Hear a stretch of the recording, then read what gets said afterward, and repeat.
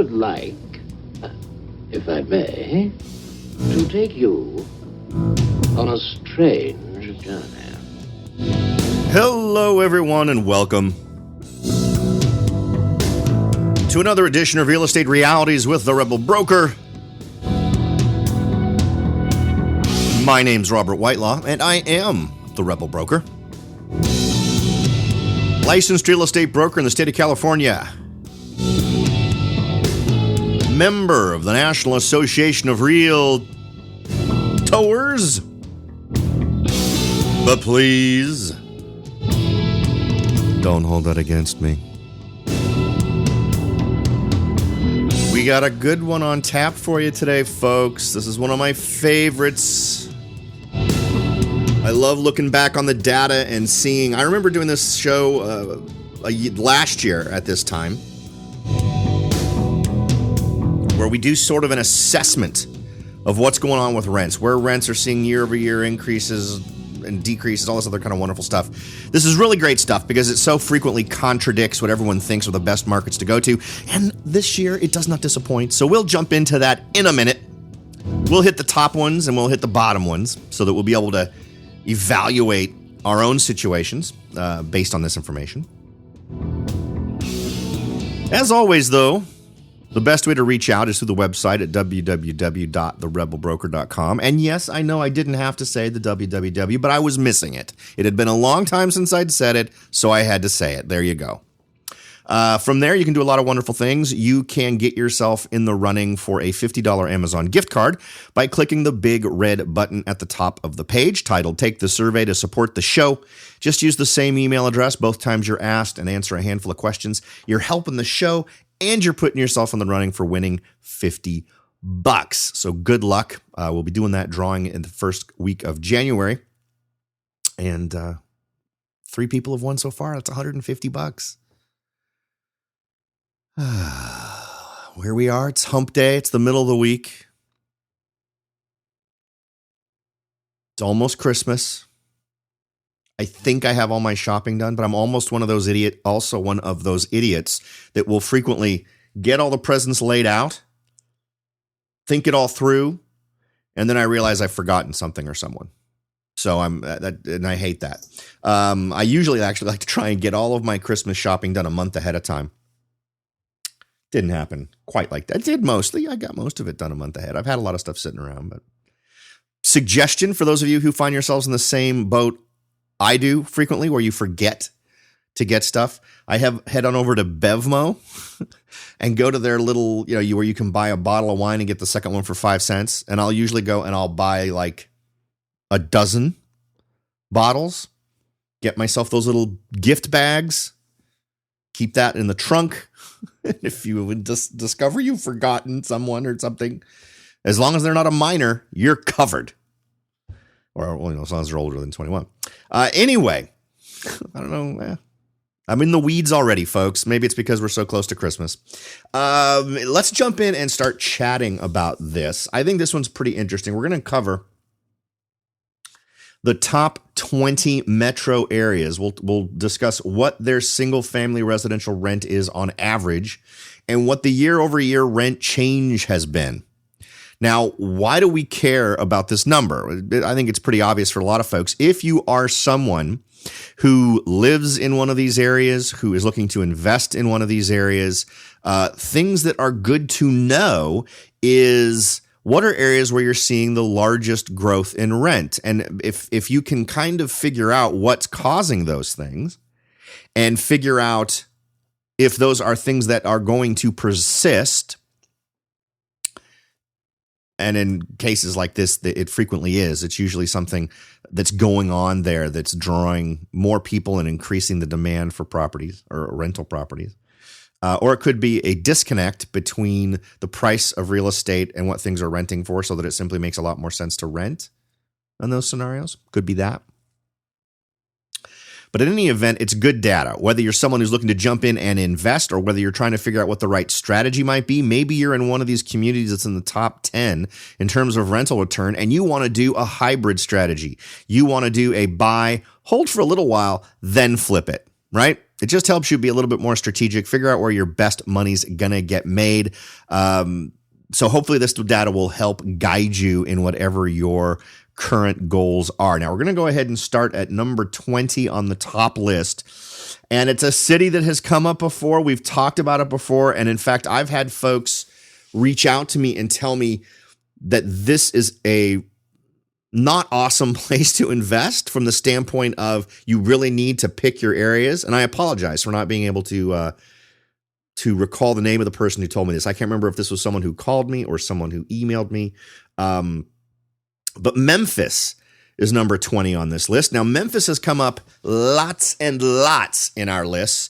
It came up, I think, on our return on investment list in terms of the cost to acquire being low and then the return on your investment being higher. It was like, again, another one of those top 10, top 20 communities for that number. So, and in terms of just the rent change over 1 year, they enjoyed a 2.1% increase from last year, with the average single family residential rent being $1,040. Now, what was it I heard? I hate just handing out stuff that's sort of, I can't tell you what the source is. I can't remember. I'm almost certain I actually talked to this person on the phone. But in any event, the concern was that the quality of tenants was not very good. You tended to get folks who ended up being much more difficult to manage as a landlord. Well, I tell you what, if we're seeing rents increase at this rate and we're seeing rents where they are, my feeling is that that is just an opportunity for you to potentially take advantage of a market that's absolutely paying dividends to landlords, but make sure you are doing your due diligence on that tenant screening. And this is, I don't care what market you're in, the single best investment you will ever make, aside from the property you're going to rent to that person, is to investigate that person's background. If you can stink at an awful lot of duties as a landlord and get away with it, this is the one that will kill you. This is the one where you become that warning to other landlords to never be a landlord if you're not good at screening your tenants and making sure that you're getting folks who are going to consistently pay their rent and take halfway decent care of your property. Next on our list, another one that we've talked about a lot, Denver, with the average rent for a single-family residential home coming in at $2,060, with a 2.3% increase in rents year to year. Now, Denver is one of those markets that kind of seemed, at least a year ago, this is information I got from someone in Denver, probably going on a year ago now, where the rental market in terms of apartments was a breeze. Finding places, getting incentives to rent an apartment was very easy to do. It was buying that was difficult. And it sounds to me like the rental market, according to this data, indicates that the Denver area is seeing an uptick in rents to the point where that market might be getting a little bit more tight. So if there's anyone in Denver listening, I wouldn't mind hearing what the ground truth is on that. But I know that this was a couple that was looking for a home in Denver. They were renting an apartment and were just having a heck of a time, but found that they could really save a lot of money on the apartment thing, because if they were willing to move slightly more frequently, as long as they weren't signing a long-term lease, there were all kinds of different apartment complexes offering free months, all other different kinds of incentives to get folks to move in.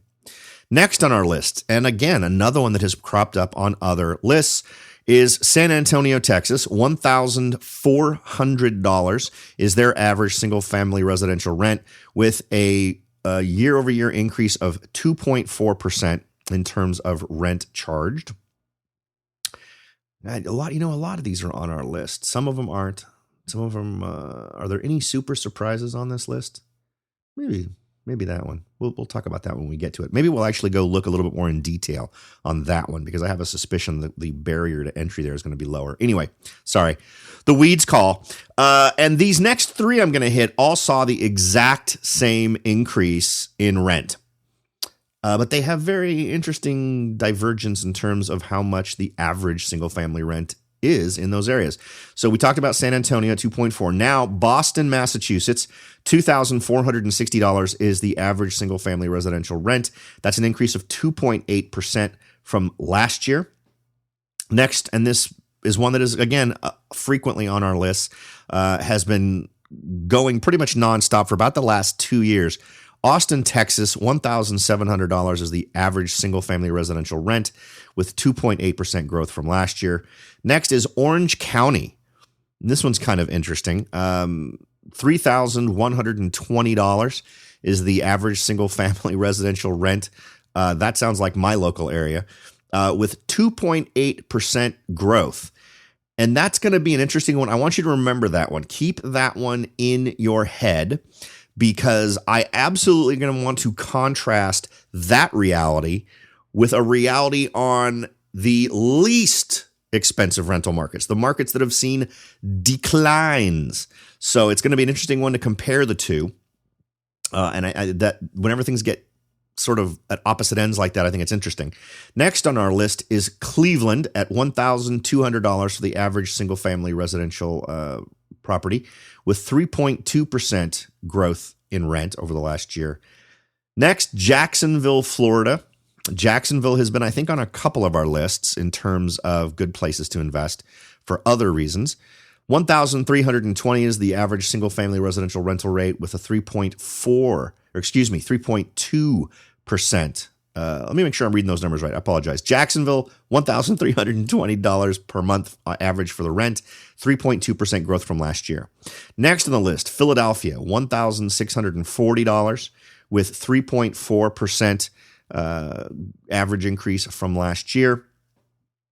Portland, Oregon, $1,840 is the average rental income. That's a 3.9% increase from last year. Now we're getting into some other ones that are a little bit more interesting. Oakland. Now, Oakland is a community that has absolutely seen a resurgence over the last year. Oakland has not always been a favorite place. For those of you who've been listening to the show for a super long time, you know that there was a period of time in my life when I drove around in an ambulance. I was an emergency medical technician for a while. I wanted to go back to school and go to medical school, and did that for a while and took the medical college admissions test, applied to some schools and did all that. But during my time as an EMT, I occasionally got assigned to calls in Oakland. And Oakland was the place where people would attack your ambulance with chains or shoot at your vehicle if you had the lights on top, that kind of stuff. So obviously I was not responding to calls in the best neighborhoods in Oakland, but that's, back in the 90s, that was sort of one of my experiences. So not a place I tend to be drawn to in terms of looking for investing. Boy, would I have been smart to perhaps take a look at it a couple of years ago. Oakland sees an average single-family residential rate of $2,880 with a 4% increase from last year. Which is pretty dang awesome. San Diego, California comes in just above Oakland. The numbers are very similar. In fact, the percentage increase is exactly the same, and the rental rate is almost the same. San Diego is showing a $2,520 average single-family residential rent with a 4% increase from last year. Tampa, Florida.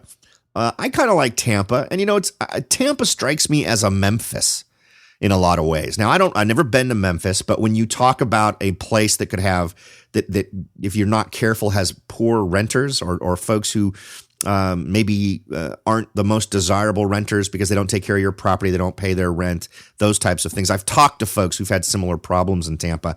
But again, it's just one of those where you focus on that tenant screening process and make sure that you're doing business with folks who are there to have a little mutual respect going on. You're respecting them as your tenant. They're respecting you as their landlord, and everyone's living up to their obligations. But I get back in the day when I lived in Tampa for a year, that was kind of the vibe I got. I spent quite a bit of time actually looking at real estate in Tampa when I was there, and that was one of the big things that was sort of the walk away for me. Now, Tampa is showing a $1,380 single family residential rental rate. That's a 4.1% increase from last year. Next on our list, man, Southern California is getting a lot of representation on this list this year. This was not the case the last time we covered these numbers, by the way. So Los Angeles is clearly making a comeback. Los Angeles, average rent, $2,540. Year-over-year rent change, 4.2%. Orlando, Florida, another one we've talked about before that's popped up on a number of lists. $1,420 is the average single-family residential rent rate with a 4.6% increase from last year. And another one on our list here, this is number 4 on the list. and this is one I constantly find interesting just because I've been there enough times to know that it can get really hot. And it's just interesting to me that this is a market that's seen so much growth. Phoenix, Arizona, $1,340 is the average single-family residential rent, with a 4.6% increase from last year. 4.8% increase from last year. 4.6 was for Orlando. Next on our list, and another one that appears on an awful lot of lists, and is another one that I get the same kind of general feedback that I've heard now about Memphis, which really just tells me you need to be an on the ball landlord. Atlanta, $1,280 is the single family residential rent in that area, with an increase from last year of 4.9%. That's pretty darn good. Next on our list, another one we've talked about a lot. And what's interesting about this one is some of the recent news we've talked about relating to the city has not been good. This is the city that's threatened with bankruptcy because of their pension problems. This is Dallas, Texas. $1,600 is the single-family residential rent, and it's experienced a 5.6% increase from last year. I think it's very interesting that we've got a city like this that shows signs like this, where tons of people are moving in. There's job growth happening. The demand for property is clearly on its way up because that's what it's doing. The rents are going up. So it really amazes me when you get that sort of a disconnect. And with a city that has that much success factors happening and still is experiencing something relating to a pension that could make it go bankrupt, that should scare the bejesus out of the more average cities that are also facing pensions of various kinds. So that's something to keep in mind. Again, though, Dallas is looking like a great place to be a landlord with those levels of return. Finally on this list, number one is probably one that folks aren't too surprised about. Seattle metro area, $2,220 is the average single-family residential rent rate, and that has enjoyed a 6.7% increase from last year. That is a full 1.1% higher than Dallas, which was the number 2 city. So Seattle is clearly showing a lot of growth in terms of being able to support higher rent rates. Now, we'll go ahead and talk about this list just a little bit more, but we're going to take a quick break. But when we come back, we will discuss that, and we'll discuss some of the very interesting insights we'll be able to draw from the worst cities on this list. So don't go anywhere. We'll be right back. Are you ready to jump in and start your search for your first investment property? Maybe you've decided that it's time to own your own home, or maybe you're ready to sell your home and move on to something new. No matter what your goal is, the Rebel Broker can help. That's right. Aside from hosting this show, I am also the owner broker of Whitelaw & Sons Real Estate Services right here in Silicon Valley. With over 25 years experience serving Silicon Valley, Morgan Hill, San Martin, and Gilroy, I or one of my great agents can help you achieve your goals in real estate. So if you're ready to look into taking that next step towards achieving your real estate goals, point your browser at www.soldbyrobert.com. That's www.soldbyrobert.com and get in touch. Let me show you how I will earn your business and your respect. Again, that's www.soldbyrobert.com, or you can call me at 408-852-0525. California Bureau of Real Estate ID 00984-909. Welcome back, everyone. Just covering the list of the top 20 metro areas that have enjoyed the greatest amount of increase in terms of rent.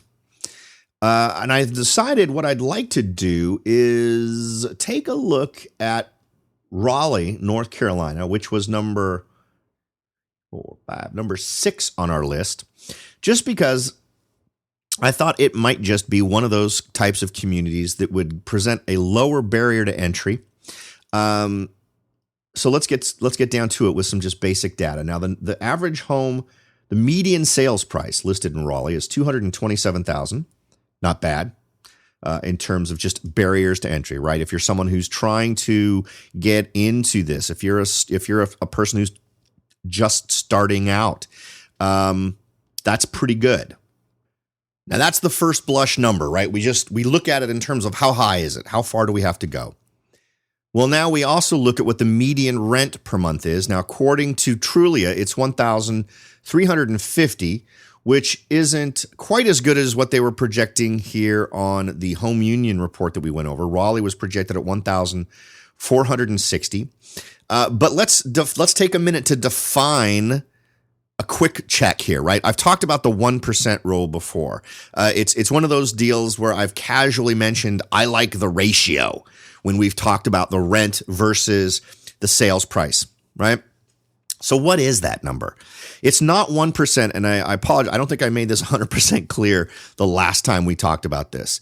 That 1% number is not relating to the purchase price. So in other words, a 1% of $227,000 is $2,270 a month, right? Well, that's not the number that you use when you're calculating the 1%. It would be easier if it was, but it's not. It's the amount of the mortgage that you'd have. And so normally what that means is you take 80% of whatever that price is, and then you go with 1% of that number. So 80% of $227,000, we ballpark that at $182,000, I think, or $181,000, right in that ballpark, which basically means you'd want a rent of $1,800 or $1,900 in order for things to make sense. Well, we don't quite match that here with a $1,300 or $1,450 median rent per month. So as I've said before, don't use that as your blocker and say, okay, I'm going to move on to another community because it just doesn't work for me. Because remember, these are not specific numbers, right? These are medians. These are averages. So it's about real property. So it's better to go in, look at a few of these properties and see where it actually works. So what's my very first step? I've decided on which one of these cool little communities I'm going to look at. We've decided to focus on Raleigh just because it started with an R and my name starts with an R. So that's why I did it. The next thing I do typically is head over to Trulia or any other place I can find that's got a wonderful little crime heat map. And I pull up that city and I look at the crime heat map and I try to pick pockets of areas that don't have a whole lot of crime. I'm looking for green and less red. And boy, is there a lot of red in the heart of Raleigh. Let's see here. This is, in all the towns we've actually looked at in terms of doing this kind of a discussion, I think this may be the most red I've ever seen in a downtown area. Just for grins, let me pull up San Francisco. I've never actually done this for San Francisco, believe it or not. Let me just pull up San Francisco and see what it says. Now, as I look at San Francisco, its Mission District's got some heat going on, but south of Market, right around between Market and O'Farrell, right in that wedge, that is some red areas. But there's plenty of areas that are almost nothing. So, yeah, so going back to Raleigh, that's an interesting perspective here. Does it mean I immediately walk away? No. Not at all. It means I know where not to look if that's something that's a primary contributor. And I am totally willing to entertain if any of you want to disagree with me and say, hey, you know what, Robert, you're being short-sighted by not looking at certain areas because of crime risk. I don't agree. I'm open to the argument, but I let this be the first metric. I would rather go to an area that doesn't tend to have these problems than an area that does have these problems. So where's my eye drawn to? Anyone who's going to look at Raleigh, North Carolina is going to see, well, pretty much northwest Raleigh looks good. North of downtown looks good. So let's go ahead and limit our search to 3 beds or more with houses, condos, townhomes, multifamilies is fine. Let's look at all of those. And let's see what we can see that pops up on this map. And what's great is you can sort of zoom in, get a better view of some of these areas, and it will just automatically populate as you go. So there's one listing I see here that's a 3-bed, 2-bath, $350,000, $349,900. That's north of downtown in what looks like a relatively good area. A little bit close to some dicey streets, but in general, it looks good. Now, if we move over to the other areas that look more clear, we're seeing stuff that's a little bit less competitive. We're seeing $800,000, $450,000, $679,000. Here's one for $300,000. Let's see, a 3-bed, 2-bath, 1,300 square foot Clearly, this is either a condo. It's looking like a condo. But now the next step is, what about finding the rents in those areas? So now that you've found an area where you're able to see these prices, the next step is to zoom in with your map, boom, in the same area that you were looking at in the other one. And that's kind of how I like to do these. And this is something we've run through before. Let me turn on the heat map of crime, which will help me see where I was focusing. There we go. All right. So, whoa, I zoomed in way too far. Sorry. All right. So now this is compelling audio right here. Listen to me to hem and haw at myself. All right. So now I've got these two up. I am just on the other side of the river I'm assuming that's a river. I've got an overlay here, but there seems to be a river there. On the other side from Capitol Park, Forest Acres Townhomes, Tatton Place, Budley, Maloney, Millstream, all these Plantation, Marlowe Court. These are all areas if you're following along. You're able to see what these things are going for. Now, here's one that jumps out at me for $295,000 over at Hymetus Wood. 3-bedroom, 2-bath, beautiful looking home. Almost looks like a mini Federal to me. But a good looking place. So now I jump in here and go to the same Hymetus Woods and zoom in for rentals to try to get an idea of what stuff would rent for. And I am seeing decent numbers. Let me zoom in a little more on this one too, so it gets a little bit more even. Okay. That is a house nestled among much more expensive houses. It makes me wonder what the heck's going on there. All right, so now that I've got that screen set on, and you know what, just so all of you are aware, this is also something I am going to do on a video on YouTube and walk you through the evaluation process right up to putting it in Property Evaluator, so keep that in mind. In this area, let's see, there is a 4-bed, 2 full bath renting for $2,000 a month. There is a 2-bed, 1 full bath renting for $1,200. There is a 4-bed, 2-bath renting for $2,600. So it looks like we're talking in the ballpark of probably about $1,800 to $2,000. And again, we're looking at something for $295K. If we go with this specific example and use the 1% rule, if we went with an 80% loan, that's $236,000, which would mean that the 1% rule would tell us we'd want to make $2,360 per month. All right, so that doesn't work for us, potentially, right? If we decide we like this property, now at this point, maybe you're going to get some more reality check from your real estate agent. Maybe you're going to ask for a little bit more information. You're going to try to figure out what the details are about this property. Why is it priced the way it's priced? Because one thing that jumps into my mind about this property is it is far less expensive than lots of properties surrounding it. And I can't immediately detect why. So I want to know why that is. There's something funky going on there, and I'd want to get more detail. But the reality is that given the dynamic of rents paid in that area versus prices paid, this strikes me as two things. One, this may be an area that is far more cheaper to rent than to buy, right?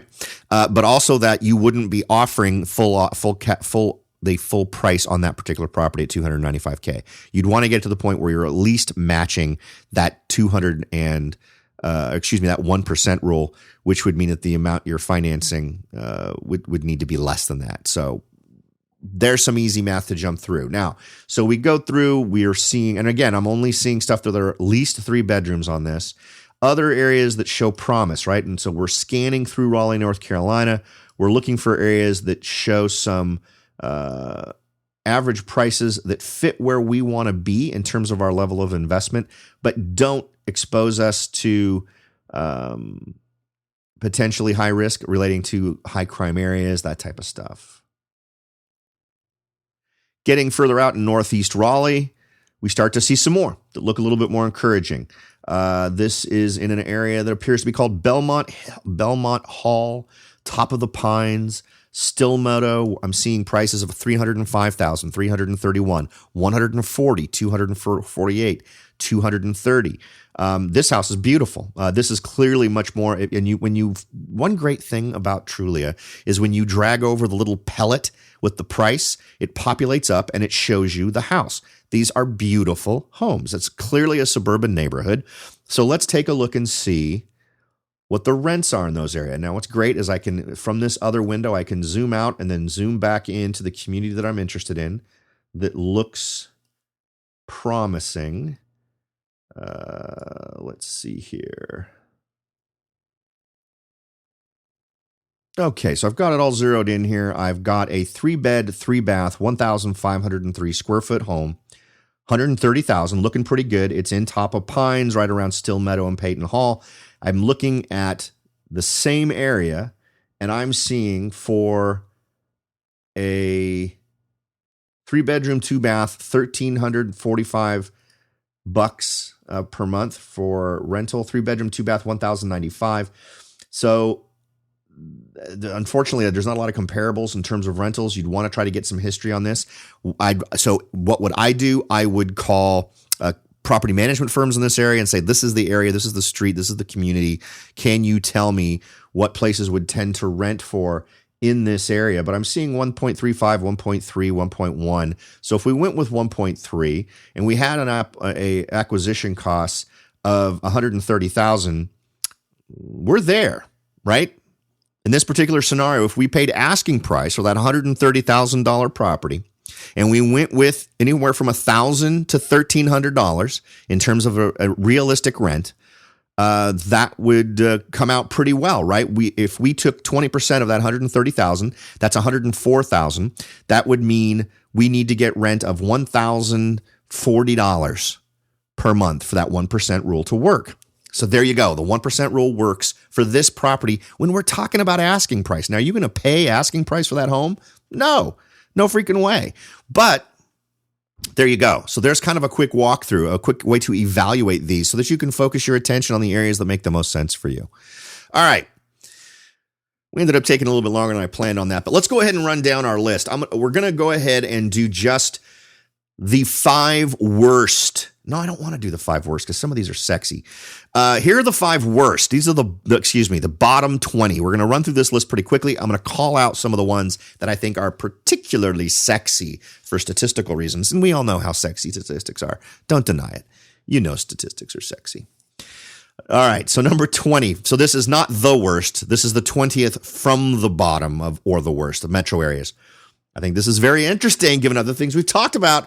Las Vegas, Nevada, single-family residential rent, $1,360. Year-over-year rent change, 1.9%.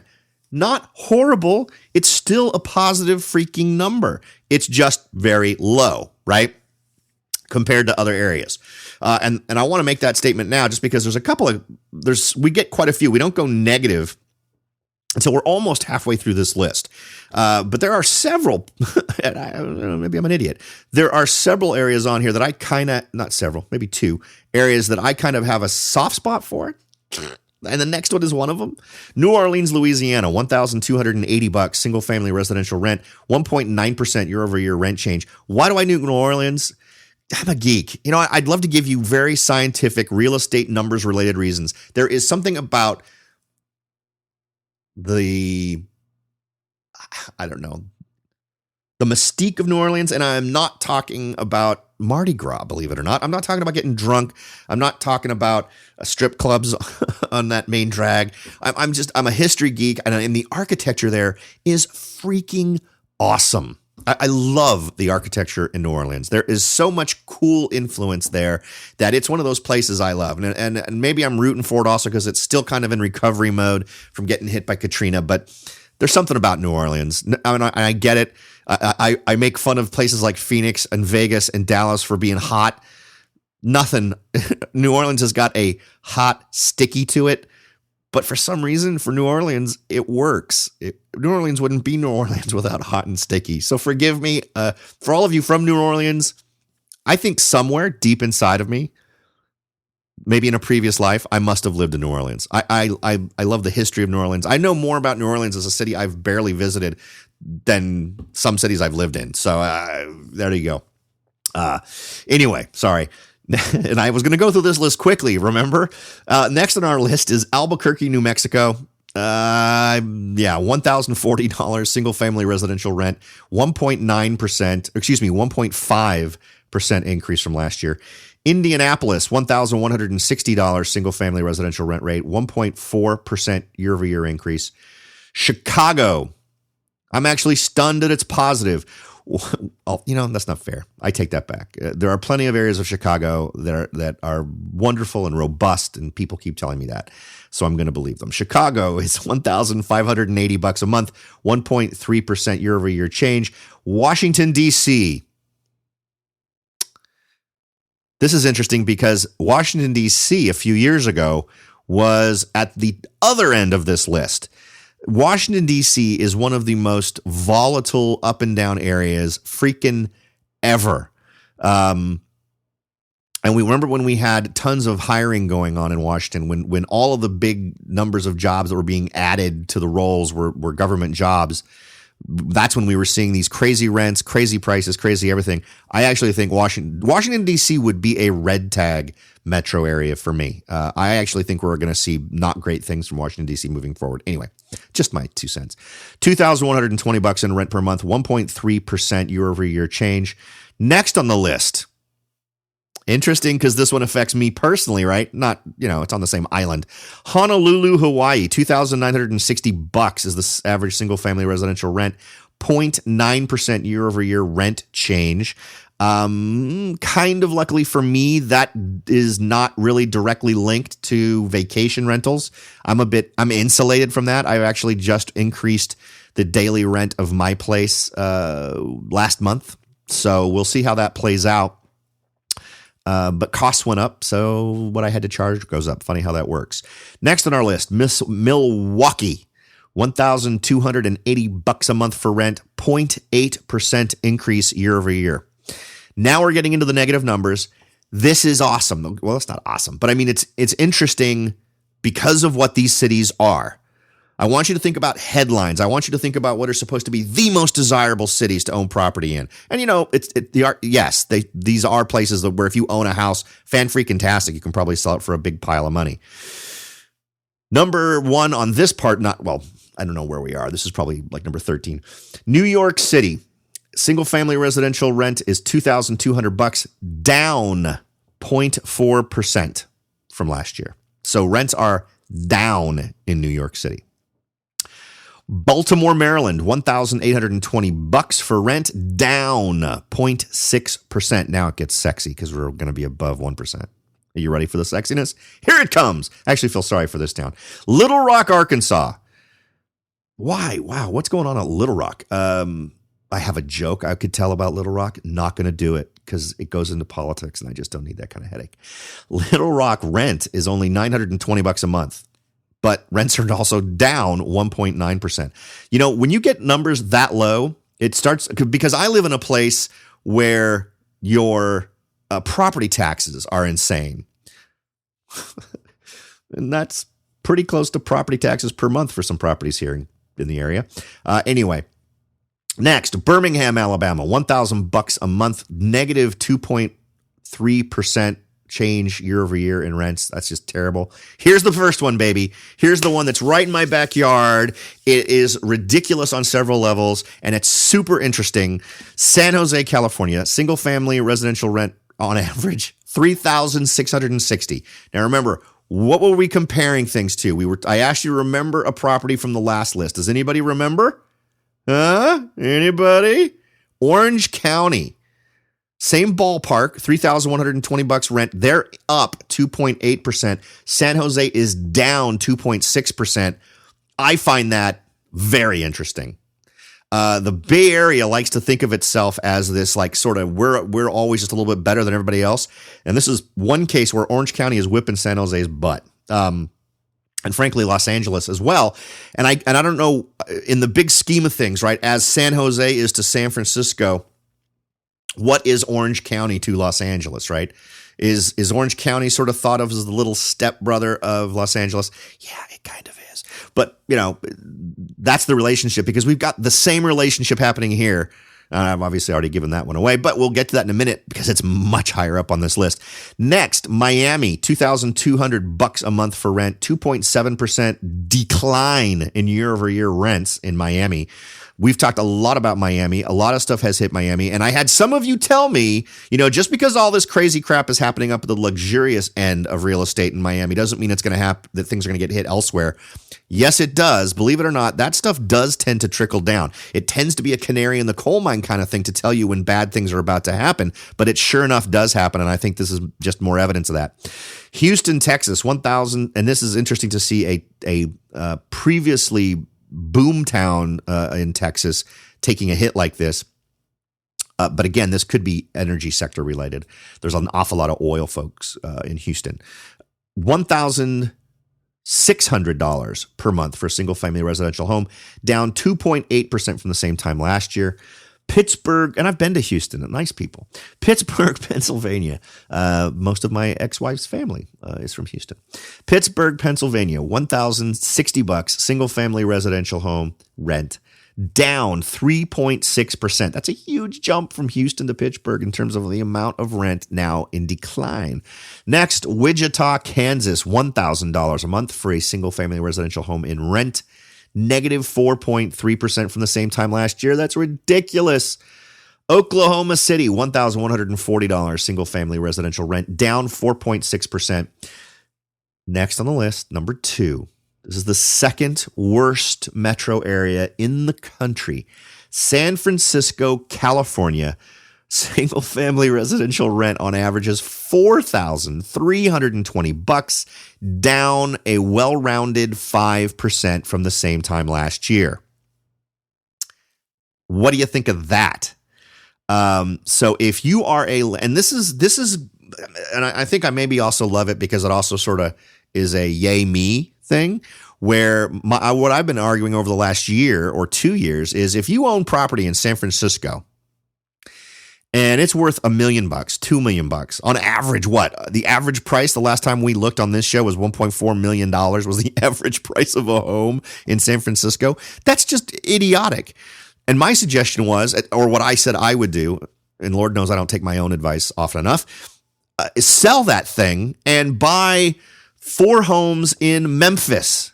I think that was I'm not sure that's the example I used. I may have used Chattanooga. I don't know, but it actually was one of the cities that's on our top list here. And buy there and you'll end up making more money. Your return will be better. It's about how it's going to perform.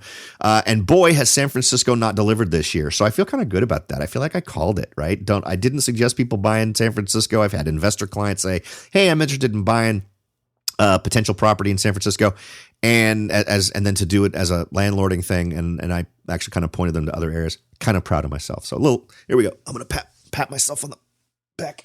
There you go. That's good job. Good job, Robert. All right, number 1 on our list. I don't know enough about this town to make any jokes about it, so I'm not really sure where to go. El Paso, Texas. Isn't that where we send our tax returns? It seems to ring a bell. Anyway, $1,160 single family residential rent there, down, and this is nuts, 7.1%. That's 2.1% more of a drop than San Francisco saw. So it not only made it to the worst position on this list, but by a good margin. El Paso, Texas. What in the heck is going on over there? I'm almost intrigued to research this market just to figure out what happened. Was there a radiation leak? Did aliens land and start just randomly probing people? What in the world happened in El Paso, Texas? Did a hellmouth open up? Are they fighting zombies and demons in El Paso, Texas? Because I'm trying to figure out how rental rates dropped 7.1% over 1 year. Goodness, what is going on? What else could it be? Meteorite strike? I don't know. Anyway, that's bad numbers. All right, folks. I'm feeling good today. I don't know why. I haven't even had any adult beverages, but there you go. All right, folks. Thank you very much for spending your valuable time with me. I hope some of these numbers have been intriguing. I realize I geek out over a lot of this stuff, and you may be listening going, dude, get control of yourself, man. Get out more. Make more friends, because if this is what you do for a good time, just stop. Sorry. Thanks for listening.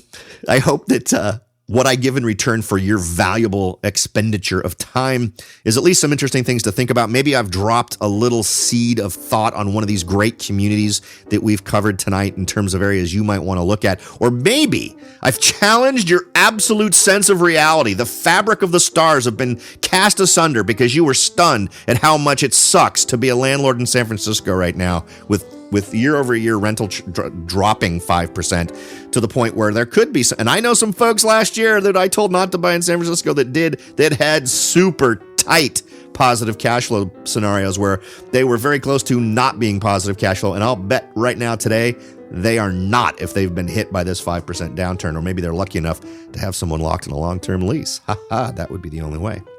All right. Thanks for listening, everybody. I'll talk to y'all next time. Have a good one.